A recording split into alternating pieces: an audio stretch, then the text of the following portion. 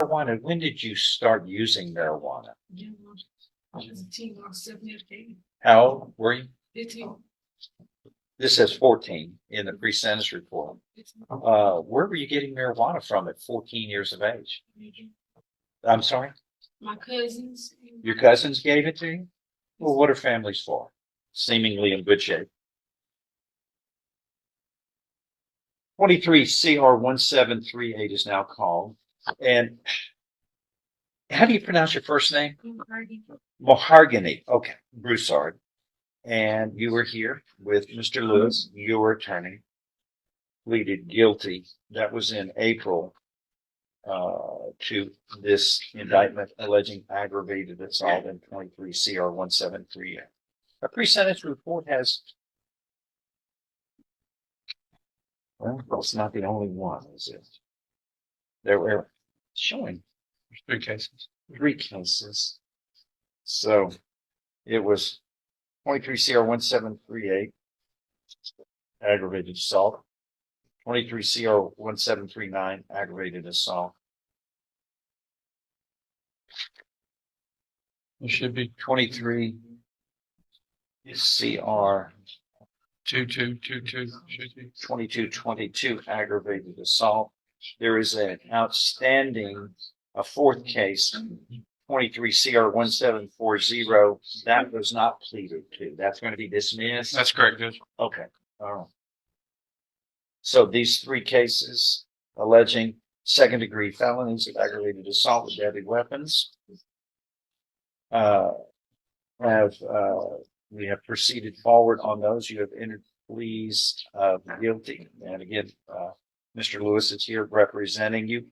And pre-sentence reports on each of these have been prepared. Have the parties had an opportunity to review it? Any corrections or changes to it? No, from the state. Not from the state. Judge. All right. What we have here is an agreement in each of these cases of a cap of 8 years imprisonment. So we are looking thus at no less than 2 nor more than 8 years confinement in prison on 1, 2, or 3 of these.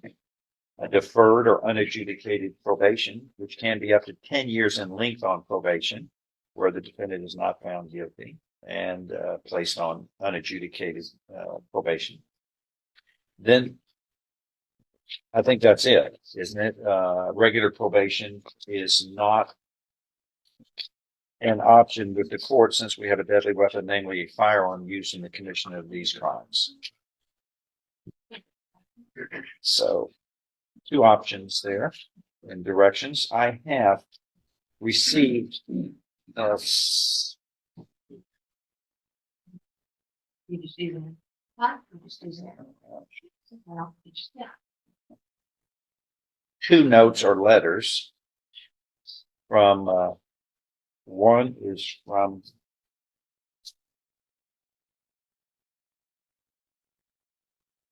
Diane Broussard, who is your sister, 16. and another is from Alicia Broussard, who is going to be your mom, your mother. Okay. Let me just do this because I just seen just briefly. Have y'all seen a copy of these? I told him I didn't have any objections to him being in jail. How long have you been in jail now? 8 months. Oh, it's not from, and it says at the end of one of these, please forgive my sister. It's not for me to do that. That's not, I'm not the one who does that. That's maybe our creator and the victims here in these cases. So the parties have had a chance to review this. Any corrections or changes to this? No, from the state. Not from the state. All right. Then the pre-sentence reports in each case, for each case, which are prepared in one report here, are made a part of the record for all purposes. Okay. Go ahead, Mr. Lewis. Thank you, Judge. Judge, of course, these are some definitely serious cases involved with these aggravated assaults with deadly weapons. Even given that, I do believe that Ms. Broussard is someone whose future is definitely still salvageable. She doesn't have any criminal history. She have been very forthcoming about her involvement in this allegation. It was definitely a situation where it was definitely a family dispute that definitely arose from. Uh, she had just met her father in January 23. He passed away in June of 23. This allegation happened in September, so it was basically a situation where she was trying to still maintain relationship with her father's side of the family, and of course it just did not. I think through the grieving process and everything, I think it was just a situation where they just couldn't get along, which was led up to what happened on this day. She admits that she definitely was intoxicated and under influence of drugs at the time of the offense. She was clearly open with probation, PSI writer, about any substance abuse that she has had. And she has taken it on her own initiative to try to get some help that's been available to her by attending AA classes and church while she's been incarcerated there at the county jail. I also see the judge, she has had some mental health diagnosis since she's been there. I believe there is some definite vehicles available through the probation department that she can definitely benefit from going forward.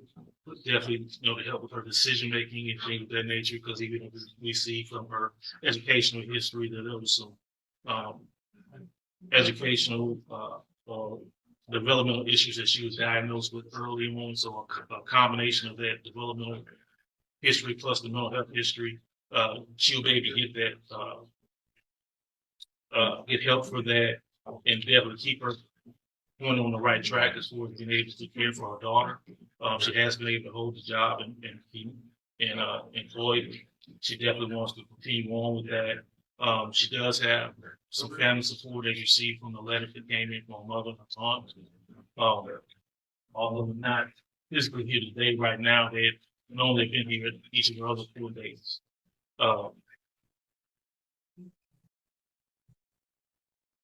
And of course, she would like to address the court as far as how she feels as far as moving forward. The judge, we definitely are asking that the court would consider placing her on deferred adjudicated probation. I think she does have the motivation that's necessary to complete it successfully and to be able to be someone that we wouldn't have to worry about seeing her here again or any other issue moving forward. Mhm. State of Texas. Judge, she's kind of got me in a pickle here, and here's the reason why. She has given some information. As a matter of fact, she told who the shooter was, which is true. That much we know she told the truth about, but she keeps limiting her responsibility in the whole thing. And the reason is she keeps trying to place herself in the back seat when every other witness says she was driving the vehicle. She was driving it earlier that day, and that one of the aggravated assaults was trying to run over somebody with a motor vehicle, and then texting them and telling them she'd be back. And she did came back, and that's when the shooting occurred. So on one hand, she's tried to rectify some of the situation, but on the other hand, she's tried to distance herself from it. And unfortunately, this is part of the problem we have with Jefferson County is this. Everybody solves their problems with guns and these drive-bys and trying to hurt people. And it just puts me in a spot where I have to ask for penitentiary time.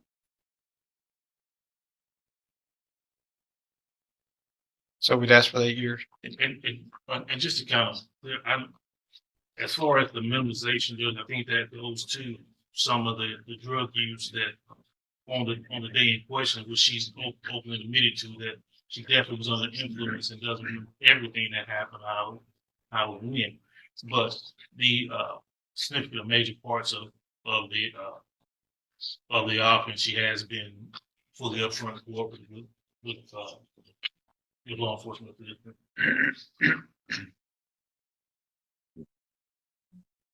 Okay, we've got two indictments where George Mosley is the complainant, and one alleges being the defendant shot this complainant, and then also in another indictment struck the complainant with a vehicle. Yes, sir.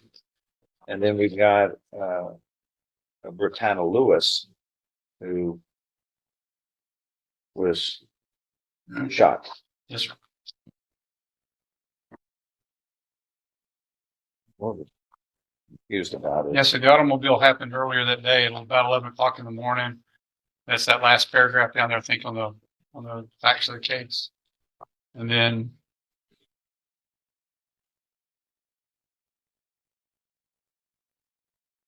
shooting occurred later.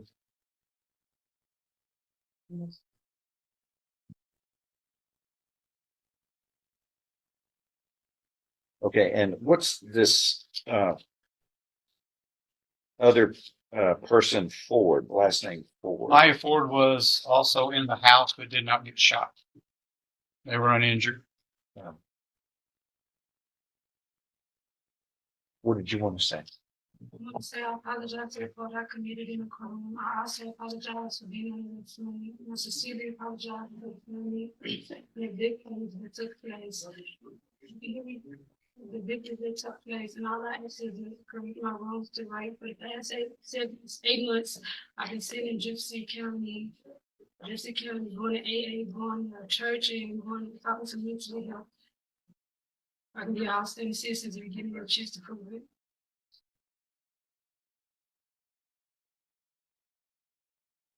Okay, what about this drug usage that I keep reading about in here? What's that all about? I was taking photos and drinking across under the influence. I was on the dam. She can't hear you and I can't hear I you. was taking photos and drinking liquor at the time. I can't hear you.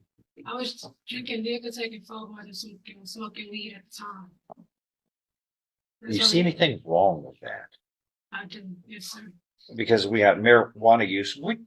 On the marijuana, when did you start using marijuana? Yeah, I was a teen, I was 17, How old were you? 15. This says 14 in the pre-sentence report. 15. Where were you getting marijuana from at 14 years of age? I'm sorry? My cousins. Your cousins gave it to you? Well, what are families for? Oh, that's terrible. They're not supposed to cause you to commit crimes, which is terrible. What about Xanax? When did you start using that? 18. Okay. How old are you now? 21. And this ecstasy, what about that one? 20. And where are you getting these illegal drugs from? Where? Like, the South Park, South End area. The South End area. Around Bond. They're just there for anybody to purchase, right? Yeah. Well, you don't read about that on the Chamber of Commerce reports because it's something that's shameful. It's criminal, but you know that, right? Yeah, I was 17. Okay, so what did you do here in this event where you're charged with all these crimes? What exactly did you do that was wrong? The photo did not report it. Not apologize. Okay, so The photo did not record it. what was it that was criminal? What was the bad things that happened that you were part of? The shooting, the drug use, the car incident.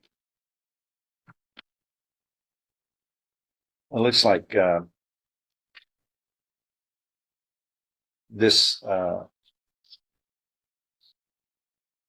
Tell me about the vehicle, the attempt you did, according to this indictment.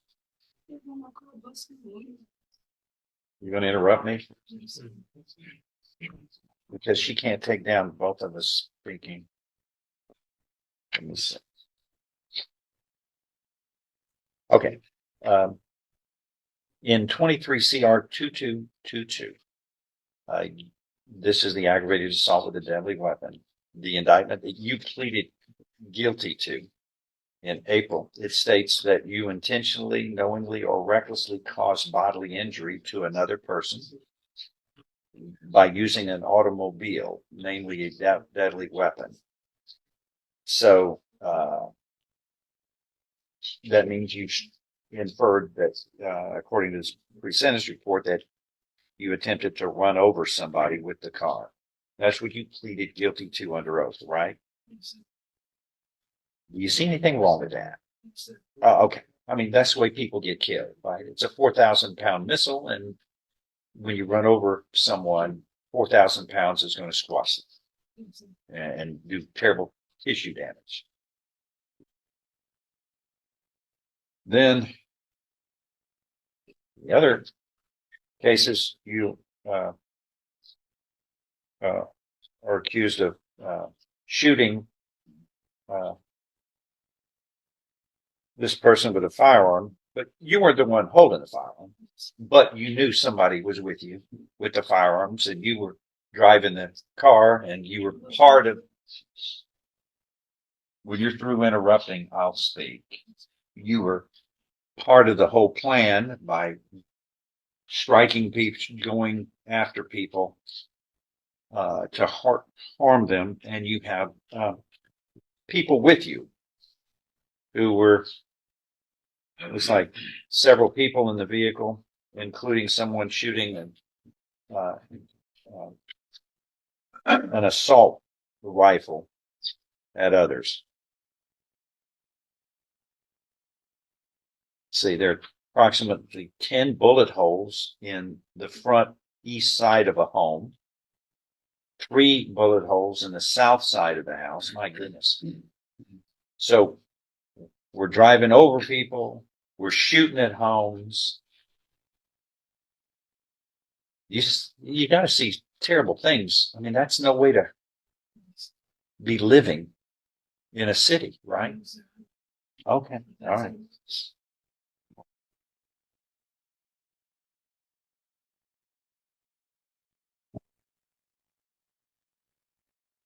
And then these drugs, where are you getting these drugs from? The neighbor, I go to my South Park area. I know I have no intention of using them. Well, I know you're saying you are remorseful and you don't have any intention of doing this, but how do you take back what's already been done? You can't undo that, can you? Okay. Well, it has a price that you have to pay. I mean, this is just, my goodness, like terrorism in the middle of the city, which was happening too often. Okay. What's state asking for? That years and time. And Mr. Lewis, go ahead. You can end. Well, Judge, we're asking that she is placed on deferred adjudication. She's more than willing to file any conditions that the court will deem appropriate, will put on probation will deem appropriate. In this matter, I think, like I said before, I think it's several vehicles available through probation that she could definitely benefit from to not ever be in a situation like this again. It would help her to not be in a situation like this again. And I think she is one who, like I said before, who I think future is still salvageable. Somebody that can still pick himself up and move on.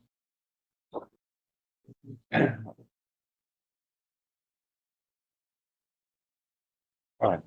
Anything else to add here? In conclusion, what the court is looking at here is you are looking at 60 years in prison from all of these cases. You understand? 60 years in prison, because each crime here has its own punishment range. Somehow your attorney has remarkably fashioned a deal where the worst you can get is, the maximum you can get is 8 years in prison, and those are to run concurrently to each other. So he's gone from the exposure of 60 years in prison to 8 years, which is remarkable. But the problem here with your cases and your involvement here is we're using deadly weapons, vehicles, guns, and shooting at homes, driving, hitting people with vehicles on the street. I mean, it's just lawless. It's violent. It's the thing movies are made of, and it shouldn't be in our town. It happens, but when it happens, people have to know when you're going to commit violent acts where people can get killed easily with a deadly weapon, that it has consequences. And you can't say, well, I can always fall back on that deferred probation where I'm going to get probation and not be found guilty.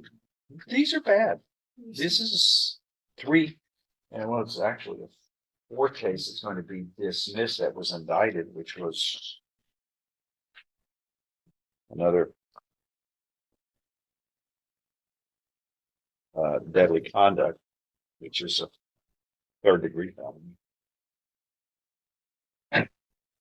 I'm going to make the findings as follows, that in each of these cases, and this is 23 CR 1738, 1739, and 2222, you have pleaded guilty voluntarily. You were mentally competent to do so. You understand and appreciate the consequences of pleading guilty. There's sufficient evidence supporting your guilty pleas from State's Exhibit 1 admitted in each of these cases to find you guilty beyond a reasonable doubt. And I now find you guilty beyond a reasonable doubt in these cases. I am following these agreements. You are hereby sentenced to confinement in the institutional division of the Texas Department of Criminal Justice to serve a term of 8 years in each case. These will all run concurrently together. In each of these judgments, the judgments will reflect that deadly weapons, namely a firearm, were used in cause numbers 1739 and 1738. And in 2222, a deadly weapon, namely an automobile, was used in the commission of that crime. It's really hard to, this is just terrorism. And it's hard for these violent acts, which it's remarkable that there wasn't a group of people killed. And that's what keeps you from looking at life imprisonment on each event. So it's clear the message we're trying to send is this is clear that this is behavior that is unacceptable, and you can't blame it on voluntary drug use that you elected to choose and the group of people that you elected to run around with. Again, we're shooting at homes, driving and hitting people with vehicles. That has its consequence, and you are punished therefore. All right. Do you understand what has happened today? Okay. Good luck to you. You'll be given credit, of course, for all